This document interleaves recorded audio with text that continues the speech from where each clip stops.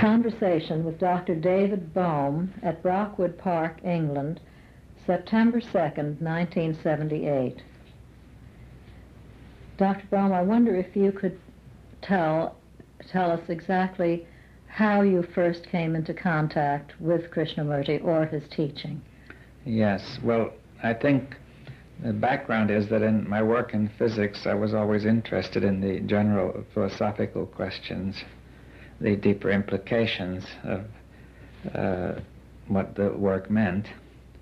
As it related to physics? Well, as it related to physics, or more generally, universally, say, as it might relate to the whole constitution of nature and of man, right? And in other words, to get a view of some totality, right?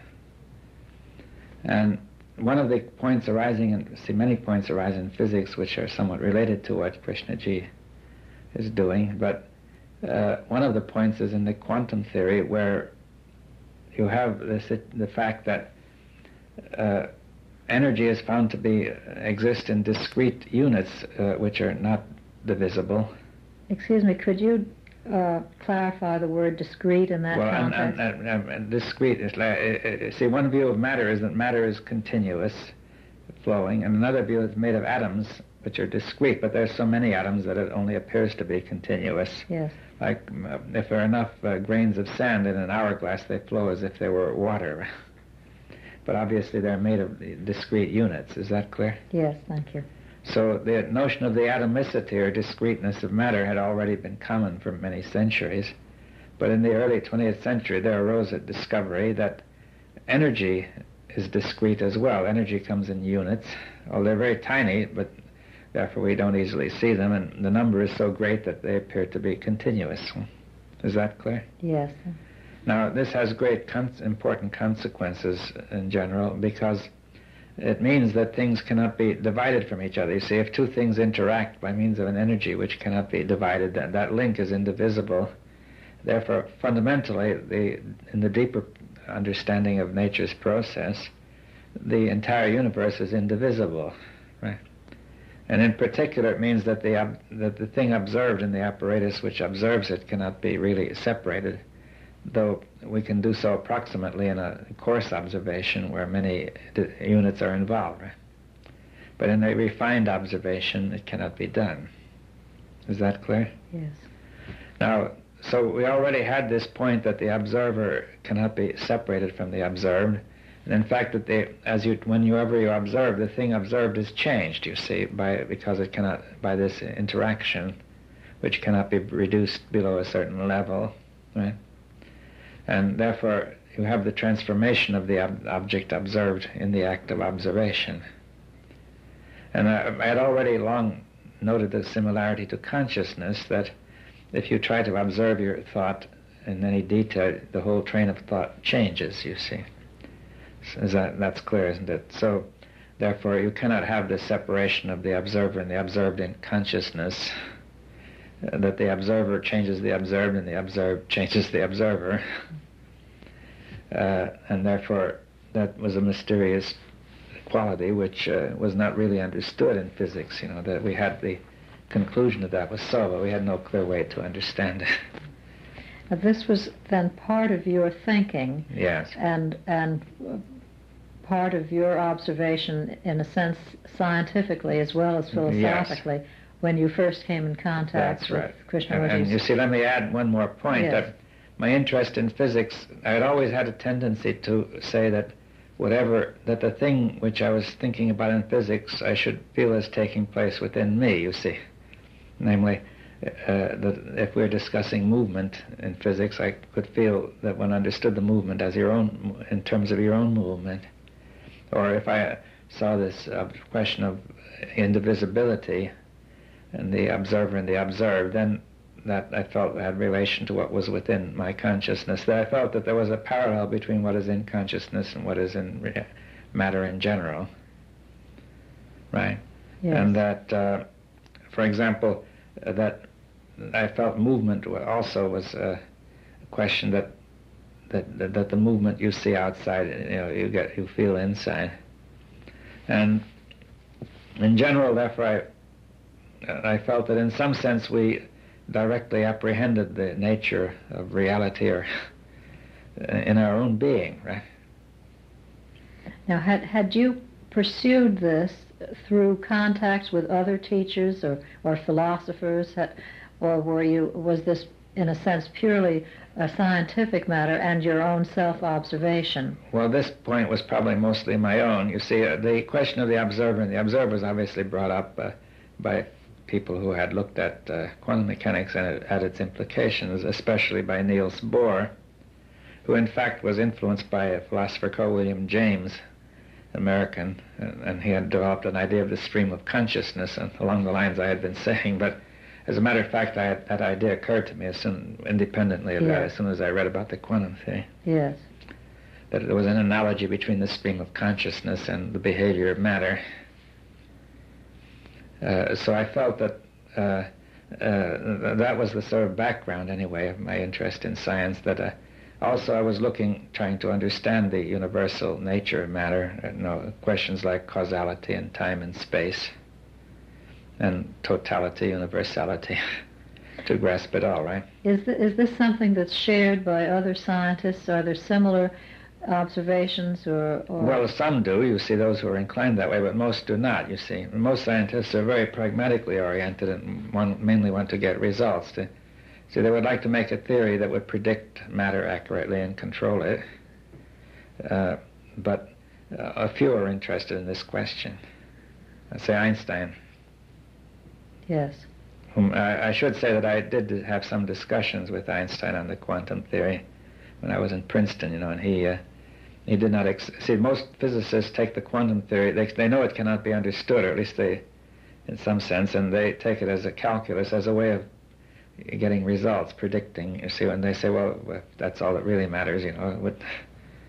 That a deeper understanding might be nice, but it is not really essential. And so, with the background of this kind of interest, you came to reading a book of Krishnamurti? Yes. Yes, I should add, you see, scientists have an interest in cosmology, in the sense that many of them, of trying to get a grasp of the totality of the cosmos. And Einstein particularly wanted to understand it as one whole, all understood according to universal principles.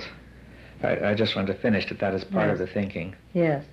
Now, then, what happened about Krishnamurti was that we were in Bristol, and we used to go to the public library, where I began to get interested in more philosophical books, or even mystic or religious books, such as those of Ouspensky and Gurdjieff and so on. Yes. And because I was perhaps somewhat dissatisfied with what could be done in the ordinary sphere. And also people like Ouspensky brought up the idea that through observation of your daily life you could alter your consciousness, in some way, which seemed worthwhile to me, and bring more order. And then Sarah came across the first and last freedom, you see, and she saw a phrase in there, the observer and the observed, so she thought it might have something to do with the quantum theory. She pointed it out to me, but I read the book and I was very interested in it. I read it, and I felt, it was a very significant book, and that I can't remember the feelings I had about it now, but it had a tremendous effect on me. And, that the questions of the observer and the observed and so on were brought more to the psychological level of existence. And I, at that time, had the hope also that one could tie up between physics and this, you see. And then I read also the commentaries on living. They were the only other books that were in the library. And then when and I wrote to the publisher in America and asked, whether we could get more books or whether Krishnamurti was around. And I think Raja Gopal or somebody must have sent me a letter saying, to get in touch with people here in England. And I wrote to England. They sent me a list of books, and I got some more. Excuse me, do you remember what year that was? It could have been about 1958 or 59. Thank you. And then somewhere around 1960, I don't know when It turned out to be the first year after Krishnamurti had been ill. The first year he came back to England and he gave talks. It could have been 60. In my letter, ordering books, I asked if Krishnamurti ever came to England, and they said, in fact, he was coming. There could be a limited number of people who came, and I asked to come, and so I came with Sarah, and we listened, and then while I was here, we were staying in a hotel, and I wrote a letter to probably Doris Pratt, or wrote it to whoever it was. But at the foundation. The foundation. I think she answered it, and asking if I could talk with Krishnamurti. And then I got a phone call from her arranging to make an appointment. You see. And then I arrived there in Wimbledon. It was some sort of house they were renting in Wimbledon, and I waited for him, and with Sarah. And he came in, and he asked Sarah asked if she could stay, and he asked me.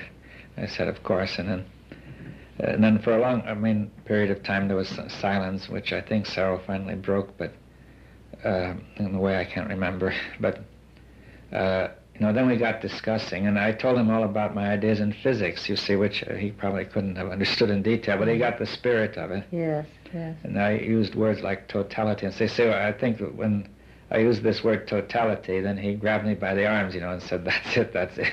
Yes, yes. Just before you continue, may I ask you, what was your initial impression? You had read books by this man. Now, what was your impression as you first saw this? Well, you see, I don't usually form those impressions. I usually just go ahead, right?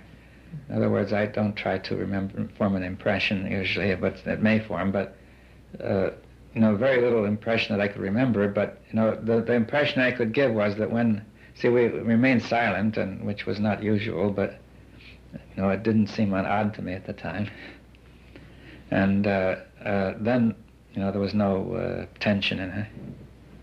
And then, then we began to talk. Now, in talking, I got the feeling of close communication, instant communication, of a kind which I sometimes get in science of people who are vividly interested in the same thing, as Kay says, at the same time, right?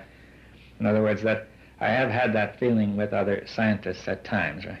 That you were pursuing with the same type of energy. Energy, the same subject, and with complete energy, with no holdback, right? Yes. So you sense the same quality. The same quality, yeah. See, so, and therefore it didn't surprise me because I'd seen it before. But he was, this intense energy and openness. And clarity, and really a sense of no tension. You see, Sarah likes to put it, he didn't expect any, he didn't have any, he didn't expect you to be any particular way, right? Yes. So, the whole thing went, and I can't remember the details, but, he couldn't have understood very much of what I said, except the general drift of it, right? Mm-hmm. You were speaking then on a more scientific level. Yeah, well, I was speaking about just the questions. I was talking like the quantum theory and relativity, and then raising the question of if you could grasp the totality, you see. And in that sense also, I should say that my interest had turned toward understanding thought, which I've forgotten about, that I'd gradually begun to see that it was necessary to understand our thought. You see, that in going into the philosophy and going into causality and questions like that, you see, it was a matter of how we are thinking. And then it happened at that time, I had been earlier influenced by people who were interested in dialectical materialism when I was in California. And when I went to Brazil, I talked with a man called Mario Schoenberg, who had read a lot of Hegel, and we had raised the question, of the very nature of our thought and how, not merely what we were thinking about, but the structure of how our thought works, and that it works through opposites and change, for example, to say that scientists may think that there is an absolute law, but then is always limited by a contingency beyond it, and that our thought inevitably unites these two opposite characteristics of necessity and contingency. And then when I got to Israel, I met another man who was very interested in Hegel. And you see, on reading Hegel, one could see that the one thing that he did was he said, you should pay attention to your thought. You see, give it your attention, how it's actually working. And he gave it quite a bit of attention, although in some ways he went wrong. But so I had become very interested in how our thought proceeds, you see. Considering thought as a process in itself, not its content, but its actual nature and structure, right? Now, then did you find similarities, for instance, between what Krishnamurti was saying and, for instance, someone like Hegel? There was some similarity, yes. I found a relationship, and you see, that was also the reason I was fascinated with Krishnamurti, that he was going very deeply into thought. I mean, obviously much deeper than Hegel, in the sense that he went into feeling and into your whole life, and he didn't stop at abstract thought. Not taking only one area. Yeah, but he went into everything, and also into space and time, and going beyond, right?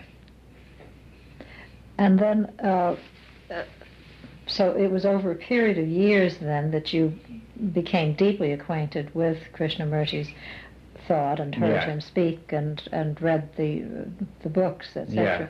Now, in the course of that, did you find that, did you have any sense that there was a source of his teaching, or did you find, how did you look at the source of Krishnamurti's teaching? You see, I didn't raise the question for a while. You see, let me say what happened was that, after that, we began to meet about 2 years later, a year or two. We began to meet every time he came to London and had one or two discussions, and you see, we discussed many things. Now, you see, in the first year, I had become...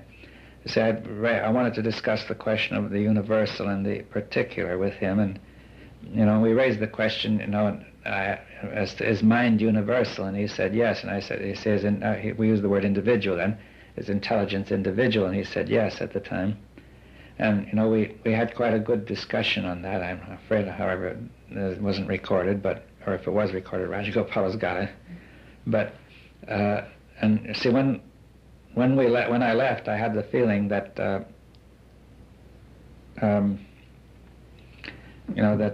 we had a very deep communication, and in the sense that the state of mind had changed, and that I could feel that there was no feeling, you see, but clarity. When you say the state of mind had changed, do you mean both of your states of mind? I don't know. I assumed that he was similar, you see, and since we were in close communication, I said that I had no feeling, and he said, yes, that's right. So that it seemed to me then he meant that that was common, right? Yes. That was what was to be expected from this discussion, and which surprised me, because I had always previously thought that anything intense must have a lot of feeling, you see. And then when I went out, I had a sort of a sense of some presence in the sky above, but I generally discount have a such thing, saying that might be imagination, you see. A sense that was a physical sense? Yeah. You actually could see some... Feel. Mm-hmm. Not to see anything there, but to feel something is there, right? Something universal, Yes. Had you ever felt anything of that nature I had before? hints of that, but, my whole background was such as to say, my parents or anybody would have said, no, you're just imagining, right? Yes.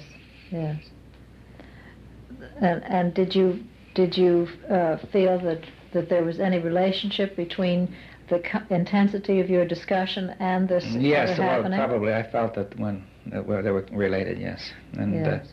In fact, perhaps, the universal we were discussing, obviously. See, I might have explained it by saying I was projecting the universality into the sky or something, as I might have done as a child, Yes. But on the other hand, maybe not, I don't know. And then what was the next... Well, then we met here, I began to go to Zanen, and the first year in Zanen, I didn't see a lot of him, but we had I can't remember, we were discussing every year in London when he came, and usually in about June, and then I went to Zanen, and then we began to have discussions in Zanen. And we had a number of them, which went quite far. And in which I think, I felt that, at least for a while, I could feel that there has been some change of consciousness. But by the time I get back to England, it sort of went away, when you go back into the ordinary life. Yes. Did you ever have the sense that that there was any change in Krishnamurti's teaching or development of it, perhaps as a result of your conversations? Well, I wouldn't, I think fundamentally it doesn't change. Later on we began to discuss, I became interested in language, and we discussed language, a great deal, and I think that he has changed his approach to language somewhat through that, at least maybe. In what way? Well, he pays more attention to it, and he realizes the power of language. You see, like, for example, he's talking about the pressure and force of language, and maybe it has that effect, I don't know, but... Would you say that he uses language more skillfully, more accurately? Yes, well, he was always developing that anyway, but I don't know, whether, this had a lot to do with it, but I think the point I was very strong on was that language has a very powerful effect on consciousness. It gives a powerful force which compels you to see in a certain way. And you see, at one time I experimented with changing the forms of language, just to try to, of the English language, just to try to get some insight into it. Do you mean expressing one thought in various ways? Well, to change the grammatical structure, to introduce different changes, so that it would take too long to explain that here, but to emphasize the notion that reality is a flowing movement rather than made of fixed things, you see. Yes. And then, did you feel then that as you increased your contact with Krishnamurti, what would you say would be the really salient characteristics or qualities of his teaching that would perhaps differentiate it from that of others? Well, first of all, of course, this total concern with all phases of life, and consciousness. And secondly, the question of something beyond consciousness, which began to emerge in our discussions in Zen, and when he explained it, I began to ask him, whether he was different, or why, to explain the difference, and he's, we went back into his childhood, and he said he perhaps was that way always, and there was no explanation and so on, but that various ideas have been proposed, but... What was his response to the question of whether he was different or not? Well, he said that, yes, he was different, and he felt he wasn't deeply conditioned, you see, and it never took, in the sense of the ego being deeply conditioned, right? And that, while he said in the beginning, as a child, he had a lot of illness with malaria and so on, and he was rather dopey and dull, and this was one explanation that in early years, the conditioning didn't take, and then when he was taken up by the Theosophists, they gave him, they didn't push things on him, they were in the way that are pushed on most children. And yet, I think one would have to look at the theosophical background and say that the perhaps pressure of being groomed as the world teacher must have been quite a... Well, I think, you see, he felt that Annie Besant didn't push on him that much, and also, this is my own private view, that the theosophical conditioning is so absurd that it wouldn't make a deep impression on anybody of reasonable intelligence. On the other hand, the conditioning you get in ordinary life doesn't seem absurd to the child, and therefore, it makes a deep impression. So Krishnamurti himself felt that there was no imprint of that, the expectations that were clustered around him. It went off him like water off a duck's back. He played around and played their game, as like a child would play the game, but it didn't mean anything. So then the very early writings or magazine articles that he contributed actually didn't reflect his true views. No, he was just going along with them, like a child goes along with the people around him, trying to please them or whatever. Did he ever indicate that there was any particular moment when a change took place that forced him to disassociate himself? Well, we didn't discuss that a lot, but the major point was that when he saw that, as he got older, he saw that this whole thing was false. You see that he said all organized religions are false, and then he saw that truth is a pathless land and so on. You see that was one of the big changes. And he said recently he began to look at these things at the age of 15, but see, it took a number of years before he could get to that point. And then it took a couple of more years before he could break with them without hurting Annie Besant too much. You feel that was a consideration in he his said mind? So, yes. Mm-hmm. See, he said he had to do it in such a way that, that it wouldn't produce any hurts. And he didn't say Annie Besant, but it was clear to me that she was probably the main one he was careful about. Yes, yes. Did he have any other observations about his early years? Well, it's hard for me to remember now, but he said, when he was young, he was rather, dopey and not very, rather vacant. Vacant, yes. And that probably helped to shield him from the conditioning. On the other hand, it may have been partly, the vacancy may have been the preoccupation with something inward. The tendency to give the inward the major importance. Yes. And did he ever describe any particular source of his teaching, any particular influence? Although he says today that he doesn't read books of a religious or philosophic nature, in his earlier years, perhaps under the tutelage of the Theosophists, he may have come into contact with that. Well, he didn't describe it to me, but I have heard people say that he read, say, The Cloud of Unknowing, which had a very big influence, and probably other books. And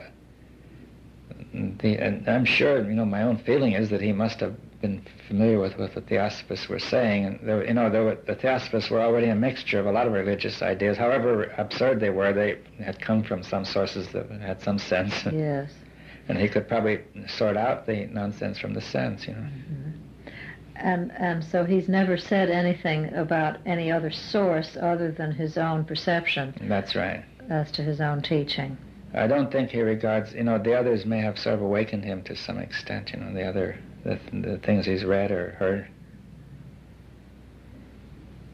And then, well, perhaps you'd like to continue as you were telling about your early days with Krishnamurti. Then you heard him yearly in Salon and in London. Yeah.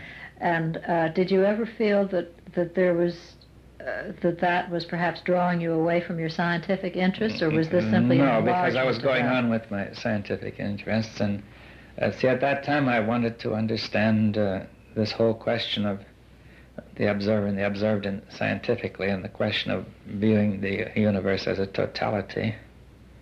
So it didn't really draw me away from the scientific work, and also the question of the nature of thought. I became more and more interested in the question of the nature of thought, which I saw was crucial in everything, including science, since thought was the only instrument you had to get anywhere with it. And, you were entirely controlled by your thought. That was the limit of how far you could go. And I did discuss it when I was in London, in one of those with Krishnaji, what to do about scientific research. And I remember once he was saying, begin from the unknown. Try beginning from the unknown. And have you found that has been well, helpful? Possibly, yes. You see, it's hard to know, whether you're beginning from the unknown. Yeah. But I meant that was the suggestion. And I was going to say something.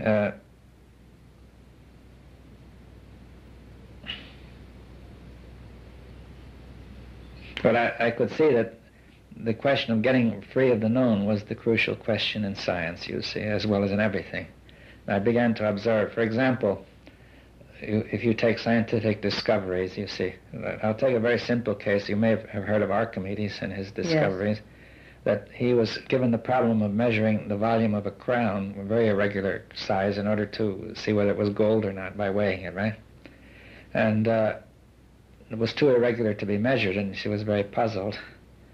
And then suddenly when he was in his bath, he saw the water displaced by his body, and he realized that no matter what the shape, the water displaced is equal to the volume of the body, right? And therefore you could measure the volume of the crown. Now, and then he ran out shouting "Eureka!" if you recall. Now, you can see the nature of what went on. You see, the basic barrier to seeing that was that people thought of two different things in different compartments. You see, one was volume by measurement, and two, water being displaced. It had nothing to do with that, right? Exactly. Now, to allow those to be connected, the mind had to dissolve those rigid compartments. Now, once the connection was made, anybody, by ordinary reasoning, could have done the rest. Any schoolboy, right? Yes. A reasonable intelligence.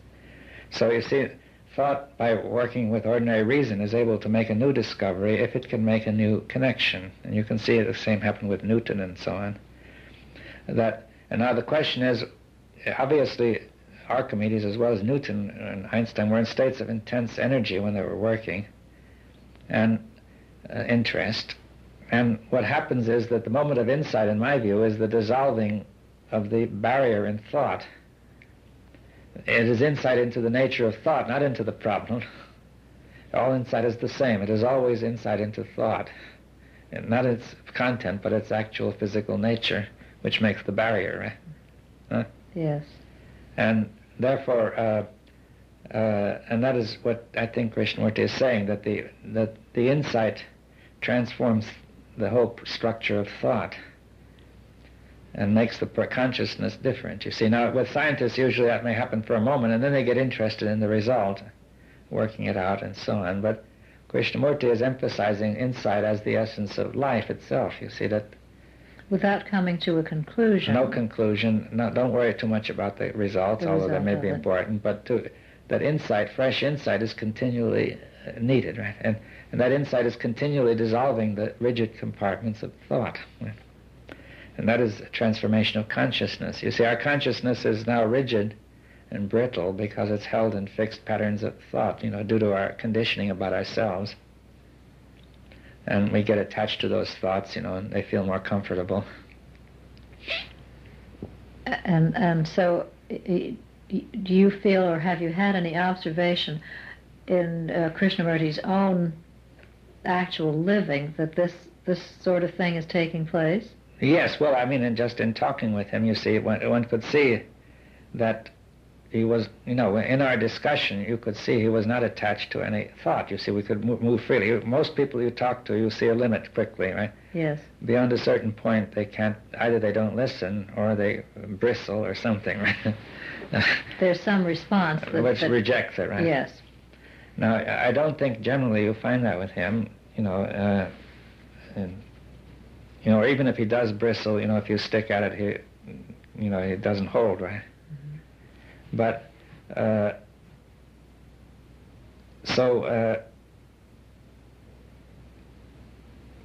one could see, I think, and it was evident in the conversation, and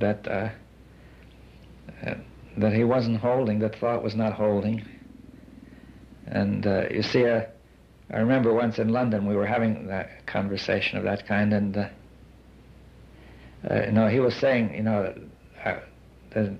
that there was no thought, and I said I felt that there was some thought. He said, "Oh," and me, and I said, "Oh," he said, "very little, and therefore." Was he speaking about his own particular case, or just in? No, at that moment, you see, yes. What was happening, right? Yes, at that very instant, as you were Yeah, conversing. That's right. Yeah.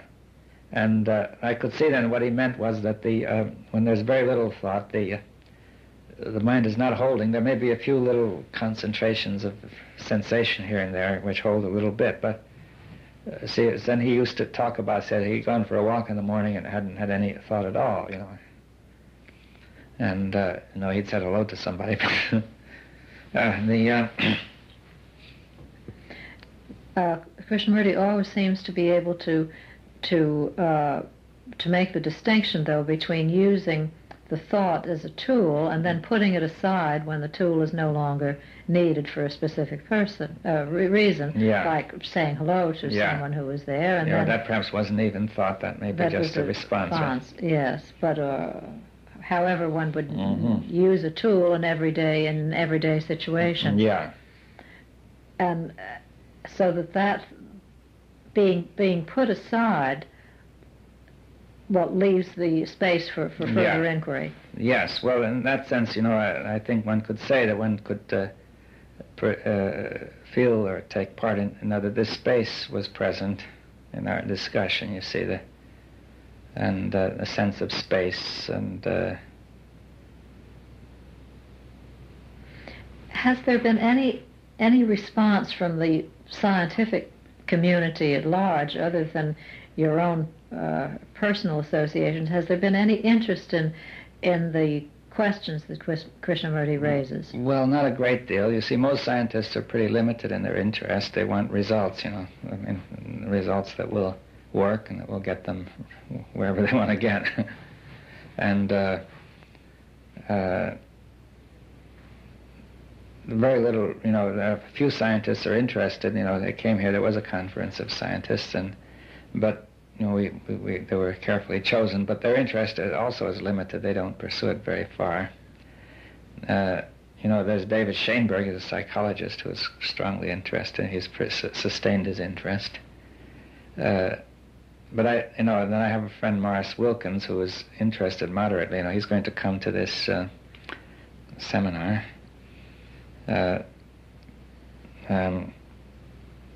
He's very interested in the question of going beyond the narrow limits of science. There are a few. There's this fellow Fritjof Capra, who says he was highly affected by Krishnamurti, having a talk with him once.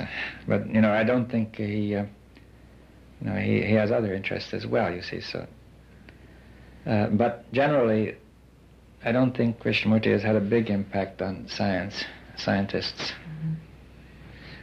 I think the nature of what he has to say is so vast that people tend to put him into whatever category is convenient for them, and they don't see the really wide-ranging scope of what he has to say. Yeah, well, I don't think that, they're not oriented to look at those questions at all. They say the training of scientists is an intense conditioning process, generally speaking. And, the courses are continually, they're forced to learn all that material, and they have to sort of accept it in order to learn it, and then they have to get a job, and they...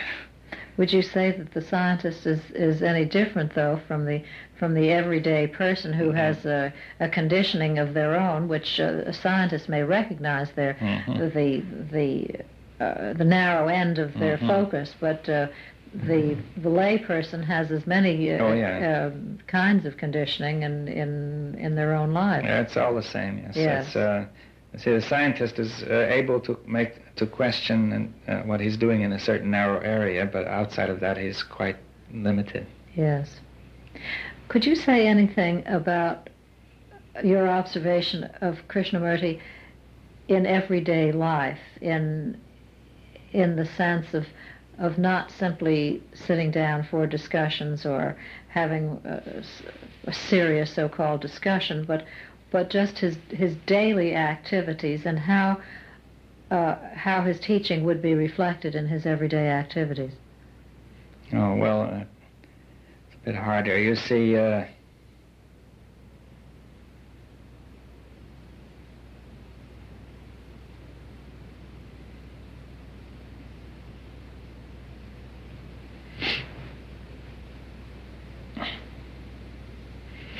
I think that it's harder for it to come out there because the whole issues of daily activity are very complex. Now, everybody can see that the way he walks and the way he behaves and so on is very harmonious and very light and like this fellow Lord Thurlow we saw today said he's like a child, although he's 83.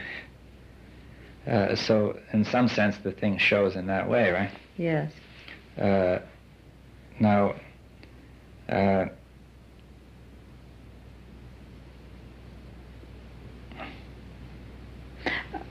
the reason I think why I'm asking this question is that Krishnamurti himself constantly refers back to the use of, not the use is probably not the right word, but that our everyday life must be to be permeated by this, so that it not remain something in the so-called intellectual sphere, but permeate our entire lives. Yes, well, I think, first of all, that it's clear that he meditates. Not only he sets aside a lot of time for it, but also that he is observing all the time, himself and the surroundings. One can see that he's very watchful, that his eyes are moving all over the place, watching everything, and with great intensity sometimes.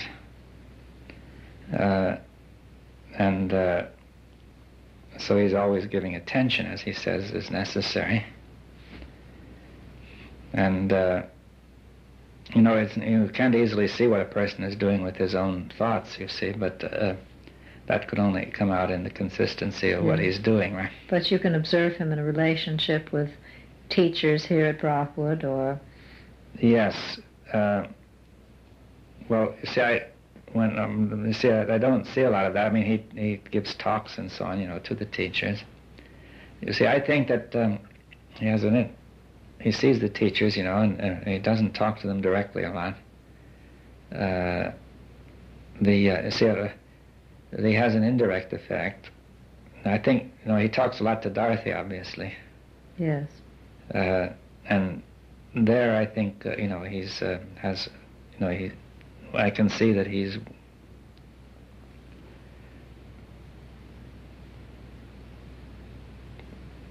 trying to break down certain fixed ideas that she's got.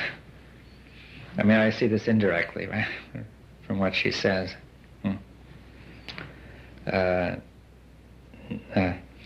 think that he works often subtly. You see, I was just remarking to Sarah, you see, that I don't think that when he wants something, you see, suppose he wants to say something to somebody, he wants somebody to change their behavior and so on. You see, he wouldn't directly tell them, and he may tell Dorothy to tell them, right?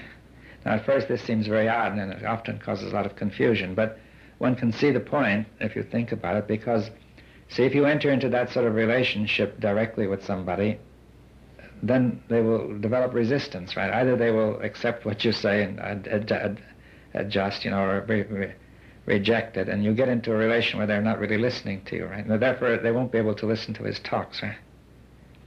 See, in some sense, he's got to remain somewhat aloof from most of these people if they're going to really be able to listen to him. You see, I think his main effect is in what he can do in his talks, you see. Although there's certain people he's got to contact directly, like Dorothy and Mary Zimbalist, and a few others, right? And yet he remains a catalyst for the school. That's right, yeah. Well, partly through what he says in his talks, partly by his behavior, and partly by he's continually monitoring the whole school and making suggestions, and watching, right? And brooding over it and watching it, and and therefore he has a very big effect on the school. But he very seldom actually tells anybody anything, except those whom he is closest to, like Dorothy, or Mary Zimbalist, or somebody like that, a few others perhaps. And I don't think, see, he likes to leave it highly implicit what people should do. In other words, I don't think he likes to actually tell people something. And so that leaves them with, in a sense, a greater freedom to discover for themselves. Well, in one way, but often it makes confusion because they don't quite know where they are, and it depends, you see. And also sometimes, people find, it causes confusion in the sense that see, a typical problem is this, that there was a period in the school here when a lot of the kids were using long hair and things like that as a symbol of revolt, right? And he didn't, he wanted them to stop it, but he didn't ever say so, but he told Dorothy to tell them to stop it, right? Now, the difficulty is that when Dorothy does that, it is not clear what the source is, you see, and therefore the thing is not, it gets a little confused, you see, and sometimes if people do discover that it's Krishnamurti who's the source, then they get a little bit disturbed, right? Now, but I think that he would want to come out and see, he certainly talks about genes and things like that, but he wouldn't come out directly to somebody and say, don't wear long hair. Because that, I think, would make it, if he were that bold about it, it would make it difficult for them to ever listen to him again. Because they would react so strongly to a criticism. Yeah. And the thing would carry over into everything he said, wouldn't it? So you feel, in a sense, that it's a result of his concern or his not wanting to stir up a resentment, which would cause these students or whoever the individual might be to react and cut off further actual communication with his teaching. Yes. See, I think it's essential that he should not be in very close personal relationship with most people if they're going to really listen to what he says, you see. Now, how he handles his close personal relationships, is hard for me to say. But I assume that, what his meditation must enter into it. You see, that he, that if problems come up, that he would look at them and meditate on them, observe them, and be very observant of everything. So, have you observed in the school itself here, over the years that you've been associated here, have you observed any detectable change in the students or staff that have been working with this for these years? Well, in general, there has been a change for toward more harmony and order. In the beginning, this school was really, wildly disorderly, in the sense that a lot of the staff were really totally inappropriate, and they were really implicitly totally against what Krishnamurti was saying, though they were using the same words. And you were saying that it was simply on a verbal level. But actually their feelings were quite opposite, and there was always they took it to mean no authority and so on, When you spoke earlier about the students perhaps wearing long hair or being untidy or whatever, you feel that the kind of revolution that Krishnamurti speaks about so frequently has nothing to do with these more superficial indications of revolution? No, it's clear it doesn't, because you see, these kids being untidy are merely revolting against pressures that were put on them to be tidy. You see, in other words, for them, tidiness was just another pressure, and had no meaning, because they were just told to be tidy, presumably to please their parents or their teachers. So they were simply reacting. Yeah. And now, I think that throughout the years the thing has got better, but of course there's a long way to go. I mean, it's that Krishnamurti has said that fundamentally, I can see that fundamentally the students don't go very deep in understanding this. It seems a bit beyond their capacity to handle the things he's talking about. I think it takes a great deal of power of thought to understand what Kay is saying, beyond what the average person. When you say power of thought, do you mean on an intellectual level at first, and then? Yeah, that's right. I mean, the ability to handle the concepts first, and then going beyond concepts. Yes. You see, and I don't think most of the students have that ability, certainly at the early age, and also I think the education they get before they get here is totally inadequate, and it's getting worse. I mean, on what level is it inadequate? Well, they don't learn what they ought to be learning, namely how to think, how to put their thoughts in order, and so on. So you feel then that there is the necessity to use the structure of thought initially, so that there is some foundation for cohesive thinking. Yes. In order to be able to tackle these the questions of non-thought, actually. Yes. You see, there are all sorts of things Krishnamurti says that they couldn't possibly understand. I don't know that. If he says the observer is the observed, or he says the mind is mechanical, or I think that they can't really get it. So would you say then that... Except a certain feeling they get from him, which penetrates up to a point, right? Would you say then that an accurate or a strong intellectual foundation is needed for an understanding of Krishnamurti? Well, the way he's talking, I would say yes, a fairly good one. Not something very exceptional, but a good, clear thinking. So an individual that was not, in quotes, an intellectual, you feel would have... No, I don't mean that he has to be an intellectual. I mean that he has to be able to organize his thoughts in a clear way, that's all. A person could organize his thoughts in a clear way if he were, say, a builder or something, Yes. And he thinks logically and clearly, right, about his building, right? Yes. If he could do the same about what Kay says, that's what we need, right? Yes. But there are many instances where people do not necessarily have to think logically and clearly. For instance, if one were in any of the creative arts, so-called, where thinking doesn't actually enter into it. I think it does myself. You see, I don't say music clearly involves a great deal of musical thought, and Yes. every form of art involves thought. I mean, I think you can see there's a tremendous amount of thought in art, and especially modern art. Thought which is released at the moment when the creation of the whatever the You art see, form. Krishnamurti denies that would be creation. You see, and I'm inclined to agree with him. You see that I put it in terms of science. I say the moment of scientific discovery, when Archimedes, the compartments dissolved in his thought. Now from there on, the thought was just worked it out, right? Yes. So the particular thing that occurred, namely the discovery that the volume could be measured by putting it in water, was just thought working itself out. Now, see, the creativity consisted in that intense insight which dissolved the brain, the fixed structures in the brain. Now, if you have an artist who suddenly dissolves some fixed structure in the brain, I say he's being creative. So let's say Monet was creative in the sense that people had painted in a certain way, and he painted in terms of these spots of color, you see. Yes. So at that moment, anyway, or for some time, he was creative. After a while, he became repetitive, right? Yes. And his work ceased to be creative. Say Cézanne was creative because he was dissolving certain fixed patterns. But, with many of the modern artists, I don't see them doing this. You feel that they're repeating formula? Or modifying formula, and, changing them around and so on. More of this, less of that. We've now been joined by Michael Mandisa. And Michael, maybe you might have some questions that you'd like to put to Dr. Bohm.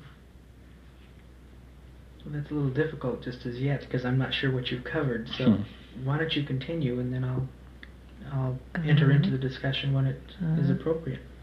Is there anything else that you feel that you would like to bring out in connection with your relationship with Krishnamurti, which has been a fairly consistent one over the years now? Have you observed any changes or any growth in the relationship, or any changes at all in your own work and in his teaching? Oh, well, I've been working, and of course, I've been developing, and trying to look at thought in different ways, you see, to understand. So, you see, I say my main interest has, I see it started in the past, and saying looking at thought, and I now see that is the main point, right? And I've worked out also some theories in physics, looking at things differently on space and time, and trying to understand how you could understand matter in a different way. But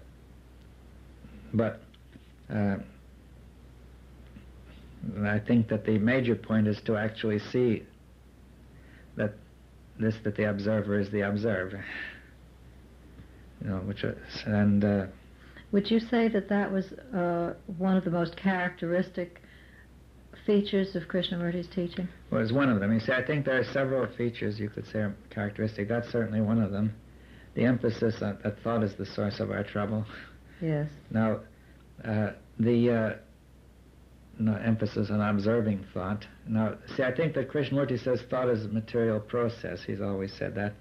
Now, most people tend to regard it as other than that. And I don't see that emphasized anywhere. I don't know whether the Buddha would have said it or not, but see, the Buddhists might agree with it, but I don't think that they would put it as in that key place. Put it that way, yes. Now, see, it's very important that thought is a material process. That, in other words, that thought can be observed as any matter can be observed. We have to, when we're observing inwardly, we're observing not the content of thought, not the idea, not the feeling, but the material process itself. Now, if something is wrong with thought, it's because erroneous things have been recorded in memory, which control you. And the memory has literally to be changed physically.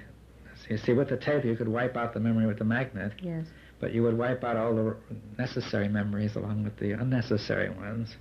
Well, Krishnamurti seems to indicate that a certain tabula rasa can be achieved through clear perception. That's right, but you see, it's necessary that it happen intelligently. You see that you do not wipe out the necessary memories, but you wipe out the memories which give rise to the confusion, to the self, to the importance of the self. And therefore, he says that there is an energy from beyond matter, which is truth, and the truth acts. The truth acts with the force of necessity. You see, and actually acts on matter. It does not act on thought. You see, it doesn't make reasons. Give thought new arguments or reasons to reason differently, but it actually works on the material basis of thought and consciousness, and changes that into an orderly form. Right? So it ceases to create the disorder, and then thought will only work where it's needed and leave the mind empty otherwise for something deeper.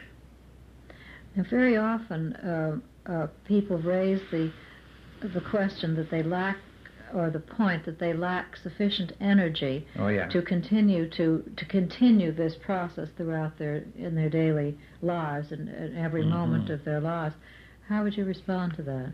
Well, it's probably that there's not an understanding of the nature of energy. You see, one of the points, let's connect it with another objection people raise. They say they see it at a certain time, but it goes away. Yes.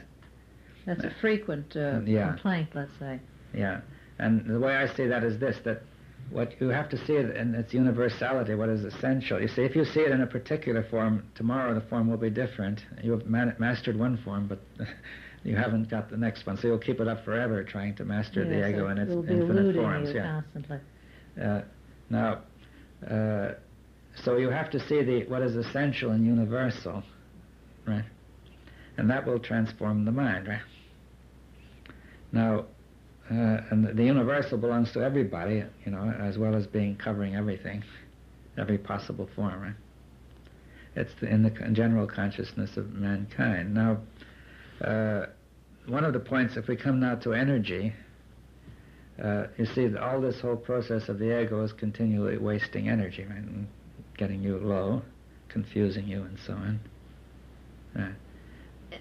In other words, the individual's perception of himself as a separate being, you say, is a wastage of energy. Yes, because you see, if you see yourself as a particular being, you will continually try to protect that being, and you'll get all muddled up, right?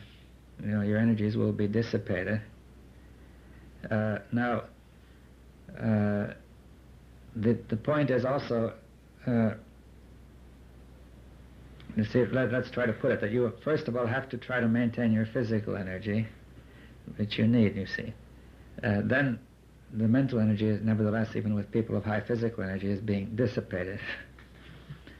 And that eventually affects the physical energy. Now,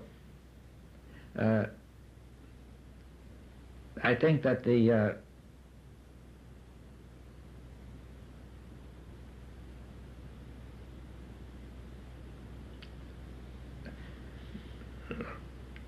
you see, if you say I lack energy, and let's say you do have physical energy,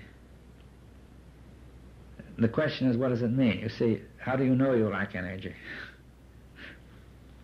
You see, the mind doesn't want to go on with this, and it's looking for any words which will offer an escape, right? So the words I lack energy will produce the feeling I lack energy, right? A show of feeling, right? Do people actually verbalize or think to themselves they lack energy, or do they simply drift off and their mind wanders? No, but you see, let's say they start drifting off, and then they begin to think about why they're drifting off and so on, and therefore the idea occurs to them, I lack energy. You see, as you drift off, you will feel less energetic and so on. Now, by putting it in the words, I lack energy, you transform the meaning, because instead of being a momentary drop of energy, you mean I permanently lack energy. I mean forever, right? It's built into me that I lack energy, and therefore you feel that way, right? And therefore, now if you once have that thought accepted as truth, that will be enough. You see that the very words that people use to try to approach the problem are the trap. See, if they were able to make no words at all, then I think that state of low energy would, just as it drifted in, it would drift out. Like a cloud, Yes.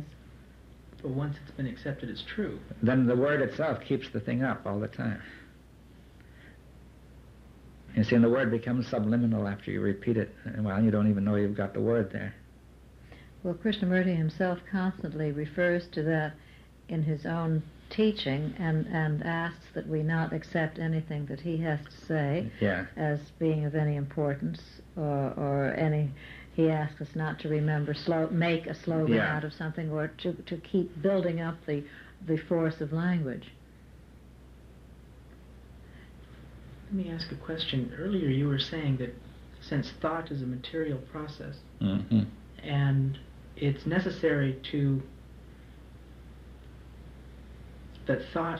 it's necessary to observe the process of thought rather than its content. That's right, yeah. And how is one to do that? How is one to make that shift and observe the material process when it appears as if the only thing that consciousness is aware of is content? Yes, well, there's several points. You see, I wanted to add, before we get to that another important difference of Krishnamurti is his emphasis on actual life, as you say, on being aware in everything. And also his refusal to accept authority, which is really extremely important. You see, in the discussion with the Buddhists, it came out clearly there were Buddhists who said that Kay is talking much the same as Buddhists. But he says, why do you begin with the Buddha? Why not begin with what is here now? You see, see, that is very important, right? That he refuses to take seriously the comparison with what other people have said. Yes. Any comparison at all. Yeah, and not going back to sources of authority and so on. See, maybe the Buddha didn't have authority, but the Buddhists do. Yes. And therefore they differ from the Buddha. You say, Marx said it, he's not a Marxist, I think, and Buddha might have said he's not a Buddhist, and so on. Now, now to come back to what you were saying about observation of the material process, you see, you have to say, you have to observe. See, what can be observed about thought, aside from the pictures and feelings and so on, and its meaning, is how it actually proceeds as a cause and effect. See, to observe a material object, for example, with your senses, one of the most important things to observe is how the material objects are connected, what is dependent and what is not. Is that clear? See, this microphone is only loosely connected with the table, as I could see, by pushing. Now, the table is not as loosely connected with the ground. I can see that by pushing. On the other hand, this side of the chair, one side of the chair is closely connected with the other, as I can see by pushing, right? Now, I can see which objects are independent and which are dependent. Now, that is an observation which may involve thought eventually, but it's clear you've got to see something with your senses that goes beyond thought. Is that clear? You cannot just think about it and settle the question. Or from memory, from authority. You see, no authority can tell you whether this particular object is connected to that. So we all realize that with our senses. Now let's look inwardly and say what a similar question arises. See, when you look inwardly, you see yourself as an object, apparently, somewhere inside, and then apparently there's somebody further back who's seeing it, right? The observer and the observed, right? Now, they appear to be essentially independent. There's a show of independence, right? To say that the observer can think independently of the observed, right? That the observed is, has a certain stability and resistance to change, like an object, a certain wholeness, it sticks together, and the observed is back there looking at it, thinking about it, and whatever you are independent of, you could then think about it, look at it, and take action on it, through time. So the object becomes your objective to change it in time to another object, and that's the way practical work goes in life. Is that clear? Yes. Our whole practical life is of that nature, that we see the object first standing before us independently. We observe it, we think about it, we then understand it, we form an objective, and we act on it and try to make the object fit the objective. Is that clear? Therefore, we look inwardly and think the same way. We say the self is an object. We look at it, we study it, we think about it. We say, well, really, it ought to be something else. And therefore, we then try to act on it to make it fit our new objective. And that would only make sense if the observer were independent of the observed. Now, in fact, the observer is not independent of the observed. Now, but how can we find that out? You see, we must be able to observe the connection between the observer and the observed. Right? Mm-hmm. For example, a word will produce a change in the state of the observed feeling. And you can see a feeling will produce a pressure to give rise to the next word. For example, if somebody is angry, the words are being produced by anger. Right? And the anger is being maintained by those very words. You can see him whipping himself up, the more words, the angrier he gets. So the word, on the other hand, the way the show is presented in consciousness, the observer is just sitting back looking at anger, and the words are nothing but a running commentary on what's happening. That's the trick, right? The words are said to be produced from the observer who is independent of the anger and merely struggling to try to control the anger. But the words are actually sustaining the anger and are being produced by the anger. So the words it is anger that's talking and not the observer. Right? What is this? But then there still seems to be that separation. The apparent separation. That's true. That's the whole point of consciousness producing this show of separation. You see, whatever you think, it appears in consciousness as a show, right? In thought. That's the way thought works, to display its content as a show of imagination or something like that. Of an apparent sensuous experience, right? Only more shadowy than a real one. Now, so therefore, if you think the observer is separate from the observed, it's going to appear in consciousness as two different places. And now, the point is that the words will seem to be coming from the observer, who knows, who sees, and therefore they are the truth, right? They're a description of the truth. That's the illusion, right? Yes. See, the way a magician works is exactly the same. You see, every magician, his work depends on distracting your attention so that you do not see how things are connected, right? Therefore, there suddenly appears something by magic out of nothing, right? Yes. Because you do not see how it depends on what he actually did, right? Yes, so you missed that missing link. By missing the link, you change the meaning completely. Yeah. So what appears to be magic is actually not a realization of this, the connection of all of these links. That's so it right, appears to be magic. Yes, and therefore a kind of magic takes place in consciousness, where the observer and the observer sees things appear in the observer which appear to be unlinked to the observed, and therefore it comes out as if from nothing, you see. And if it came from nothing, it would be truth. Something which suddenly appears in consciousness out of nothing is taken as real and true, right? As deep. If you see the link to thought, then you see it is not all that deep.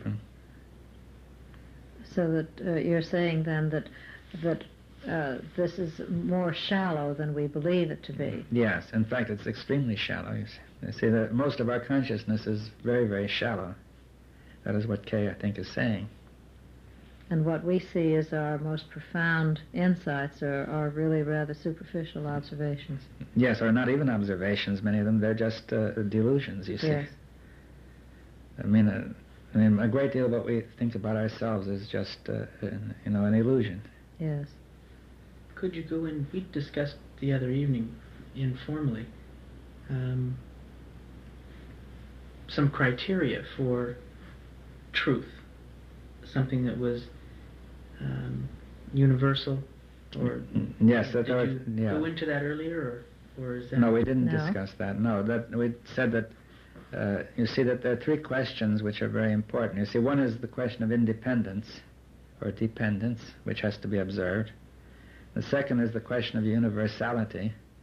You see that whether we tend to take our ideas as universally true. Whenever you say always or forever or imply it, and the ego is built on the notion of being universal, being, connected with everything, the center of everything, and always there, and all important, and so on.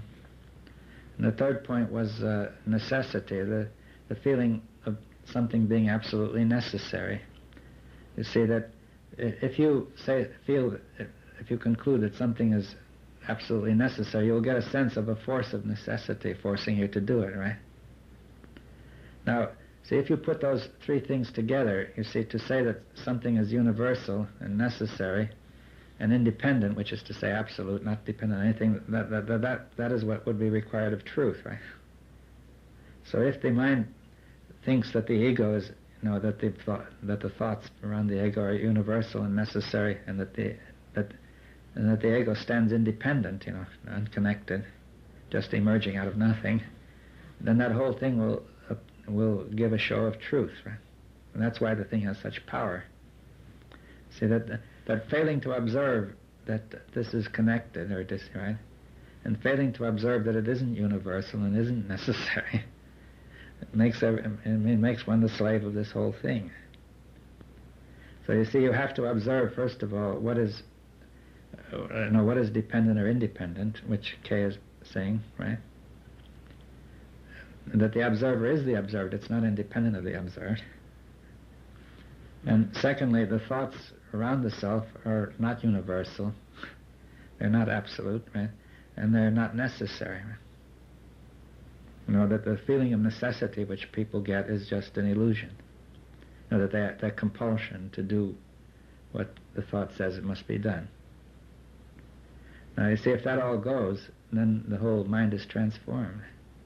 I was just about to ask about that, which is certainly a central issue in what Krishnamurti has to say, and perhaps the core of it is this very transformation that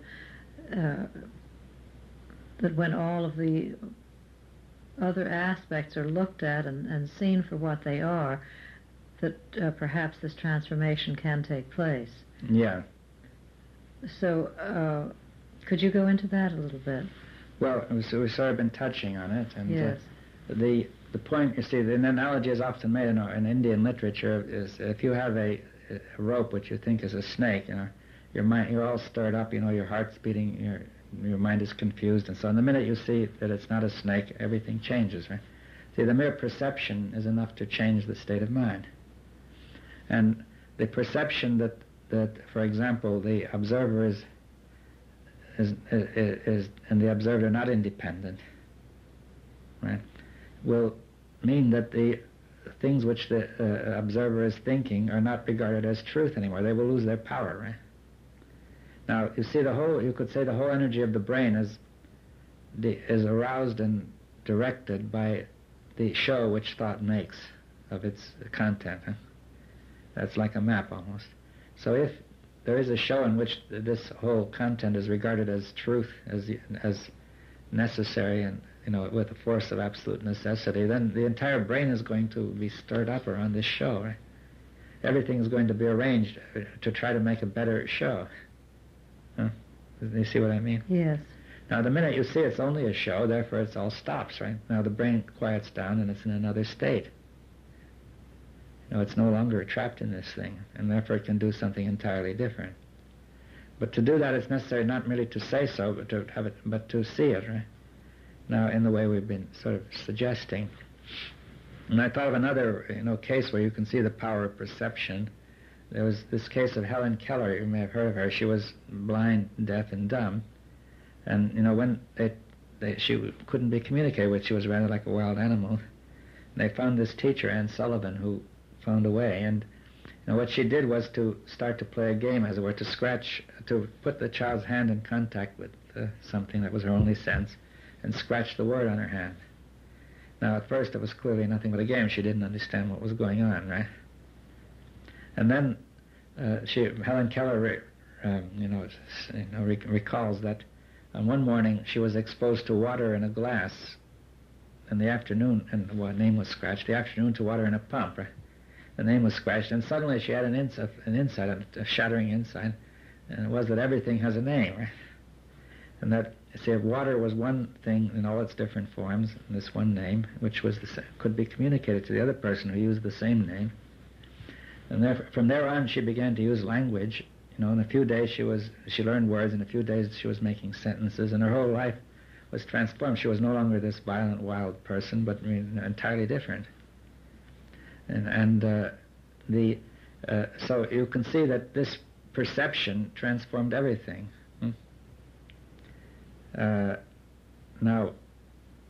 Because and once she had the perception, there's no turning back. It was not to say she had the perception and then forgot about it. I had to have it again, but it was a total thing. It was a thing that just happened. And I think Kay is implying that to see that the observer is the observed would be a perception enormously beyond what she had, right? It would have a far more revolutionary effect. I mean, that perception was really revolutionary, but for her. But this would be far greater. Now, you actually have to see it. You see, she saw. See, let's try to see what she saw. See, she was puzzling, probably, why the same name is scratched when the experience is so different, with different kinds of water, and why different names are scratched when the experience is not all that different. You see, in other words, she may have seen more difference between water in a pump and water in a glass than she saw, say, between water, that and, say, something else, which had a different name. So, to solve that, she had to see something universal, right? Everything has a name. See, not particular. She got to the essence of it.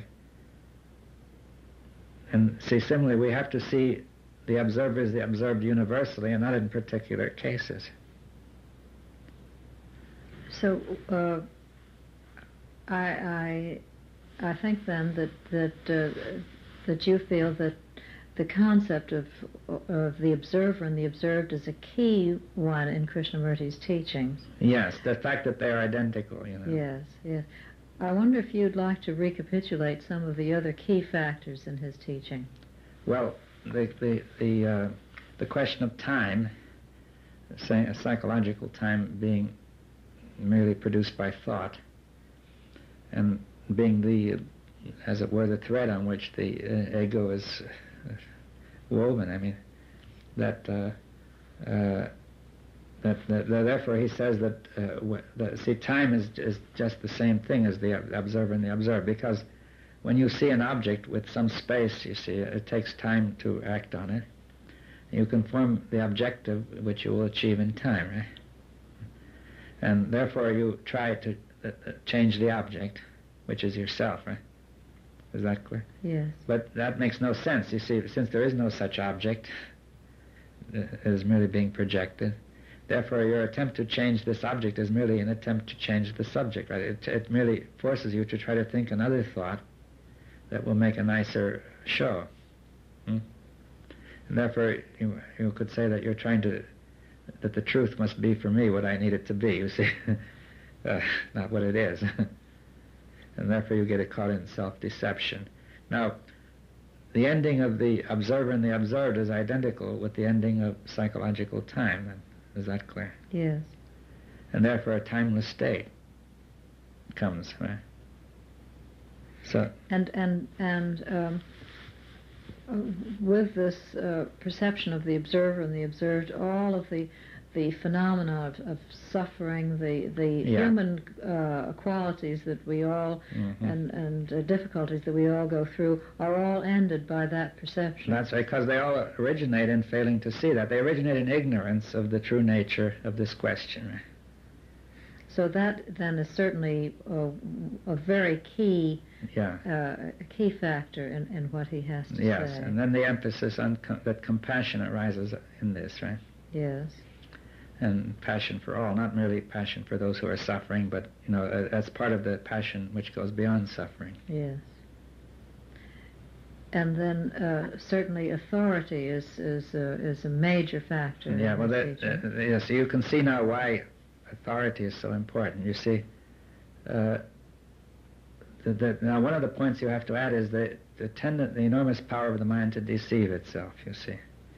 Which he recognized, he often alludes to. And authority is one of the major forms of self-deception. That is authority in the mind, not authority in other matters. They're not necessarily self-deception. Yes. But, see, if somebody comes out as an authority on untruth or something like that. The danger is, you see, that you say you have begun to doubt yourself about certain things, but now you say you take what he says as true, right? Because you want it to be so. You see, it's basically the truth must be for me what I need it to be. I feel, uneasy, frightened, worried, and so on. And say the authority, the religious authority comes along and says, God will take care of you as long as you're good, and you believe, and so on. And therefore I want to believe that, right? And therefore I say that's the truth, right? So I was on the point of having to question all this, and along comes the authority who makes it unnecessary, right? And the same with tradition, right? So you're saying that as long as one accepts any form of authority, that by its very nature perpetuates the entire... Yeah, you see, you have to ask, why do you accept authority? You see, the authority gives you no proof whatsoever. So why do you accept it? You see, because you want to. You see, you need to, right? You have that sense of necessity, which the ego has always got, this absolute necessity, and saying, I absolutely must have it. I have that force of necessity in me. I must have comfort and consolation and safety. And here comes this impressive figure, very nice looking, perhaps clothed in certain ways with certain ceremonies, and very nice music and, consoling thoughts and good manner. And, and he says, all right, you're all right, everything's going to be all right, but, you just have to believe it. And certainly one of the major characteristics of authority is that it has great power. And that power displays itself, as you said, in ritual or ceremony and so forth, just as a worldly power, a king, would show himself through his trappings, through his crown. That's right, but you see, it's an empty show. You see, the whole point is authority builds an empty show of power around itself, right? Yes. That's a display, as you called it. Yes. But you see, there's nothing behind it whatsoever. And except our belief that it's there, right? Exactly. So that would you say that Krishnamurti's initial emphasis on authority, or the lack of authority, would be because of his experience with the so-called authority of the Theosophical Foundation? Well, I think that he saw how corrupting it was, and he therefore emphasized the need for no authority. So I don't think that he ever was affected by this authority deeply, though he went along with it, you see, because, as a child he had no way of knowing they were wrong. But at a certain stage, as he became more mature and looked at it, he could see that they were wrong. But you see, I think the child's tendency is to say, all right, the adults must know what they're doing, so I should go along with them. And have you been able to observe in Krishnamurti's writings any particular breaking point where his teaching actually deviated or went in a completely different direction, or did it more or less continue from the earliest days, or from his period of disassociation from the Theosophical Society? Was the teaching more or less the same? Yeah, I can't see any fundamental change, no. So fundamentally, even as a young man, this teaching was implicit within everything that he said. Oh, yeah. And as he himself says, that there was no learning from other models, or there was no other role that he looked to as a guide, any other teacher or master or Buddha or whatever one would call it, that was self-generated, that this teaching is... So I think it comes from this source beyond the brain, you see, that which is in principle open to everybody. That, see, once the thought process stops all this noise, right? Yes. Well, you say that in principle it's open to everyone, but actually, how many people are capable of that? Well, you see, if they weren't conditioned, then probably everybody, you see, but in the beginning, but almost anyway. But now, of course, only a few probably, and I think Buddha once put it that, say, some people have a lot of little dust on their eyes and could be removed. Some people are heavily caked with mud and, not likely. But in the time available. And The way I see it is that at this moment only a few, but this is crucial. And there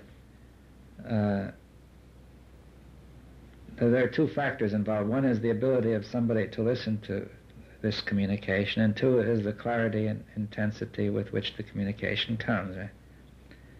Now, you could say there must be people who are able to listen, and also can the communication be improved? Can it be made yet more clear and yet more intense? And which I think he's been working on all his life.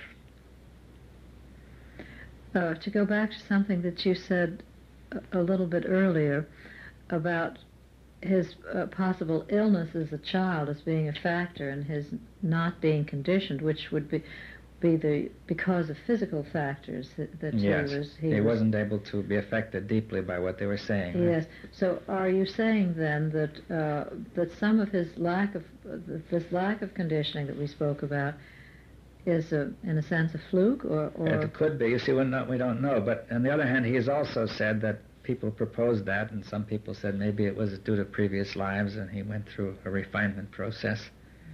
And so on, and it wasn't selfish, and so on. And he himself said that maybe it's almost a kind of this whole combination of flukes may, however, be a manifestation of some deeper destiny. For all we know, you see, there may exist an order unknown to us beyond our ordinary perception, which works, and that it might have brought about this peculiar combination of conditions that did it, right? So are you saying then that that this order could actually be something that perhaps the Theosophists spoke of, which they termed masters? Well, that was their sort of childish image of it, you see, that to put some master somewhere off in Tibet or wherever. But see, there might be an energy or a force beyond ordinary matter, which beyond our ordinary scale, which manifests in ways that would be totally mysterious to us, and that this might bring about what appears at first sight to be a combination of flukes. Mm-hmm. Then would there be the possibility that any of this life could have been, in a sense, preordained? Well, no, I'd see time is the wrong idea, you see, in this, but to say that there may be the unfolding of something which is implicit in the whole situation, right? And that in a way that is not random, But things that appear to be unconnected are connected. You see, this is the same question as the observer and the observed, that there we have to see that things that appear to be unconnected are in fact identical. Mm-hmm. Here we have to see that things that appear to be unconnected, it's the same thing really, are connected, right? Yes. Huh? Yes. Now, see, so the entire question of understanding what happens depends, first of all, on finding out correctly what is connected and what is not, you see. Now, our ordinary way of thinking would be that these things are flukes, they're not connected, it's just coincidence. But there may be a deep implicit connection.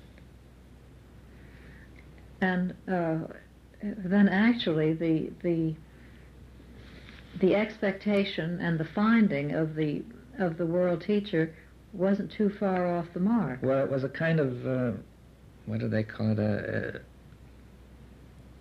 sort of a very poor image of the situation. You see that